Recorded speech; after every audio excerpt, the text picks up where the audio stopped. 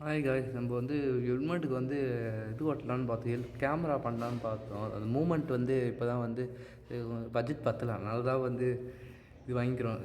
எம்செல் வாங்கணும். எம்செல் பண்ணிங்கன்னா வச்சுக்கோ, ஒரு 5 நிமிஷம் வந்து அதை அப்படியே ரொட்டேட் பண்ணிகிட்டே இருந்தீங்கன்னு வச்சுக்கோங்களேன், அதை ரொட்டேட் ஆகிட்டே இருக்கும். அப்படியே ரொட்டேட் பண்ணி அப்படியே வந்து ஒரு 5 மினிட்ஸ் 15 மினிட்ஸ் பண்ணணும் கரெக்டாக. நம்ம கை அதை பிசி பிசி பிசின்னு ஒட்டும் டிடிஎஃப். அதனால வந்து பாருங்கள், கை பார்த்தீங்களா அந்தமாரி ஆகிடுது.